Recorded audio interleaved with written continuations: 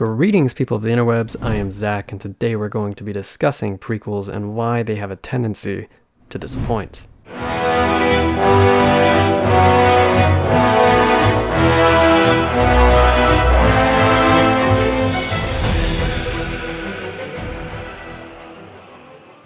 So, I believe that there are three main reasons why prequels tend to fail. Now I'm going to be using three different massively popular prequel examples to help illustrate each of my three main points. Without further ado, let's do this. The first reason I believe that prequels often fail is due to audience frame of reference. In 1977, when Star Wars first came out, it absolutely dazzled audiences globally. It was unlike anything viewers had ever seen. It's safe to say that most people had very few complaints about the film as well. I mean, after all, this was their very first look at the Star Wars universe. They were just learning about the Force, the Rebellion, the Empire, and the Jedi. Fast forward just 6 years later to the release of Return of the Jedi, and while the film still received largely positive reception, it is undoubtedly the weakest received critically of the three films. So the question is, why? Well, it's because audiences were decently familiar with Star Wars by this point. They knew more about how the Force worked, they knew about the Empire and the Rebellion, and they understood a little more about the Jedi. They had all made up their own idea in their head as to what Star Wars should be, and that made it more difficult for Return of the Jedi to please all Star Wars fans. And yes, I know that's not the only reason Return of the Jedi is the weakest received of the original trilogy, but we're not talking about Return of the Jedi today, we're talking about why prequels fail. And this is where the Star Wars prequels come into the picture. In 1999, The Phantom Menace is released to less than stellar reception. So what happened? George Lucas was still behind it all. How could Star Wars go from this to this? Audience frame of reference. Star Wars fans now had 3 movies and miles of expanded universe material in the form of books, comics, games, and cartoons worth of understanding of Star Wars. Every person had their own expectations of what the galaxy was like before the original trilogy. When The Phantom Menace was released, George Lucas's vision for the prequels was not at all what most fans were anticipating. Take midichlorians, for example. If Lucas had introduced the concept of midichlorians to us back in A New Hope, I seriously doubt anyone would have complained. But because the original trilogy essentially alluded to the Force being more of a cosmic and spiritual entity that had seemingly nothing to do with biology, people were understandably less than thrilled about his new explanation. So the fans are to blame then, eh? Is that what you're saying? Should the fans have just accepted Lucas's vision for the prequels without question? Well, no. Fans have the right to choose what they do and don't want to accept. I do think that fans were too hard on Lucas, and that is evident now more than ever after the sequel trilogy. However, I think that Lucas did shirk in his responsibility a bit in making sure the prequels lined up better with what had come before. I think that the creator has a duty to be faithful to an already established universe should they decide to delve back into it. That being said, it's absolutely okay to do new things with your prequel trilogy. It's expected, even. We don't want to watch the same films over again, after all. But I think that Lucas strayed too far from the spirit of the original films, and it landed him in hot water with the fans at the time, water that is only just recently cooled. This leads right into my second point. With prequels, the original creator tends to gain more or complete creative control over the story. Now, I certainly could use the prequel trilogy as another example of this, but I don't want to rag on old George anymore. So I'm going to use The Crimes of Grindelwald as an example for this.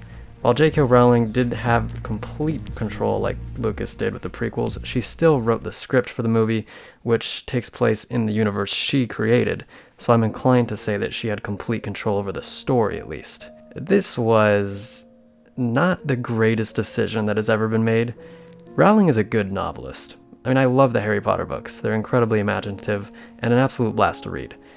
What Rowling is not, however, is a good screenwriter, and that is particularly evident when considering the jumbled up, meandering mess of a story that is The Crimes of Grindelwald. You see, Rowling never wrote any of the screenplays for the 8 Harry Potter films. She allowed a screenwriter to adapt her books. I'm certain she had a good amount of input, but she never actually wrote any of them herself. And largely, this method worked very well.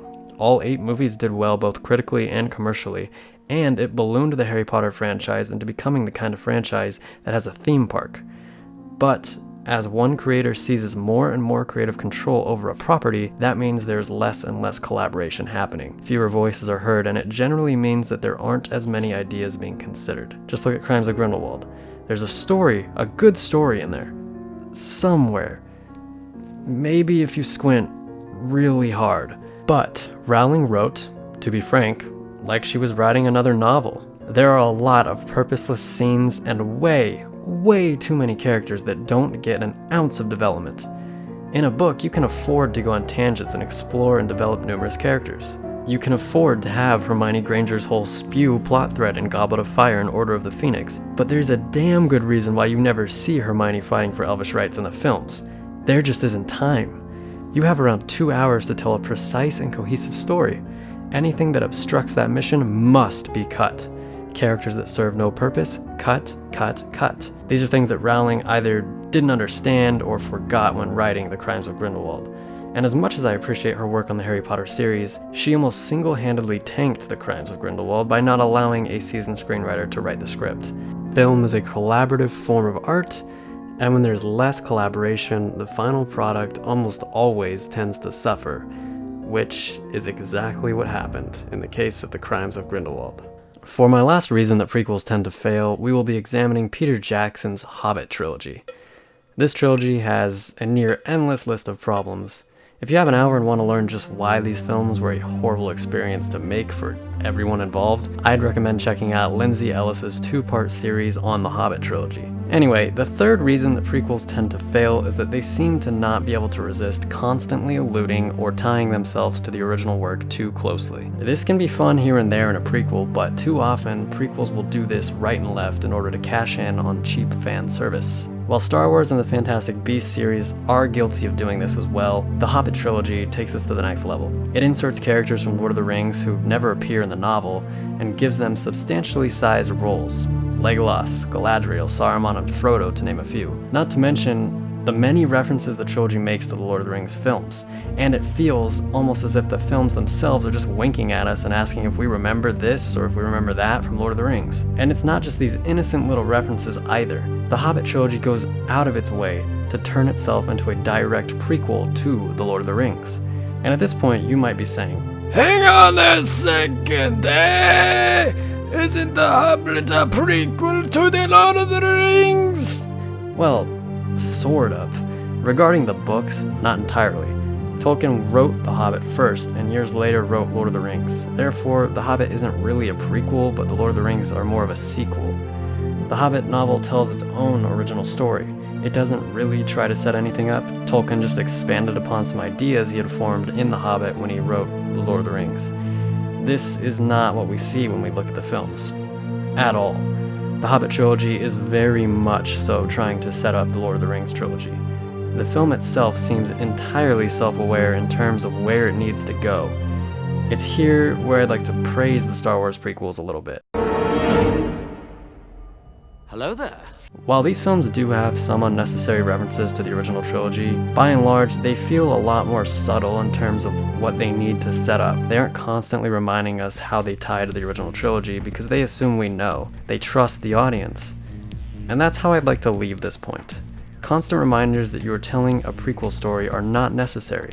A prequel needs to tell a good, well thought out story that is married to the original work, but doesn't have the original's name tattooed all over its body. It needs to be able to work on its own. And that's all I have for you today. I hope this was enlightening and enjoyable for you all. Leave a like, subscribe, as always it's up to you.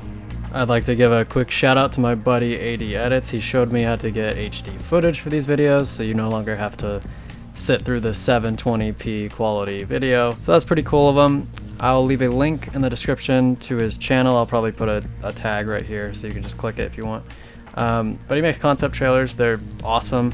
Very talented dude. So be sure to go over there and check him out. Let me know in the comments below what your favorite prequel is.